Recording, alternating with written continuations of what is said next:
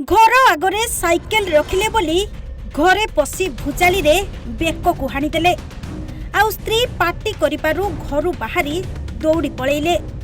हो आज्ञा, घर सारा लहड़ी भांगुछि बाल्टी बाल्टी रक्त। आउ बेक को धरी भूई रे गड़ुथिले युवक जनक।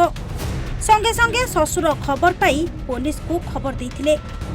पुलिस सह एम्बुलेंस पहुंची गुरुतरंक उद्धार करी कटक बड़ मेडिकल रे भर्ती करिथिबा सूचना। काली 12टा बेले मो साइकेल थुआइतला ड्रेन तले से सुशांत परिडा से कचाड़ी देले। मो स्वामी पचारिबारु कहले अश्लील भाषा रे बहुत सदासदी कले। सेठू कहले तोर देख बोपार एटा तो बोपा दांड आउ एटा अभद्र भाषा पूरा अश्लील भाषा कहले। बहुत लोक लगे सेठी फोन फोन करी लोक लगे आज्ञा आमे बहुत धराधरी कलु। स्त्री लोक 2 जण घरे तेलु मो सान जाम किछि मानले नहीं सब टोका को डकैगिरी बुझाली रे आनी देले आज्ञा बेकु घर जाक ब्लड म दियो मुंड आज जाई काली टमु गादे नहीं। दर्शक बंधु, साइकेल रखिबा को केंद्र करी भुचाली रे मरणांतक आक्रमण। गुरुतर अवस्था रे बड़ मेडिकल स्थानांतर भली अभावनीय घटना देखिबाकू मिलिछि जगतसिंहपुर जिला रघुनाथपुर थाना अधीन तारपुर ग्राम रे।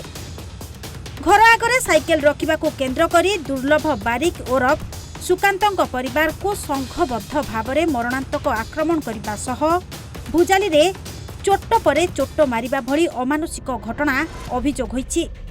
रघुनाथपुर थाना रे सुकांतଙ୍କ स्त्री मंजुलता बारिक एने अभियोग करछंती।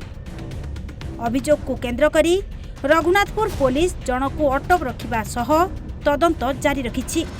खूब शीघ्र मुख्य अभियुक्त सह अन्य माननकू गिरफ्त करबा को परिवार दाबी करछंती।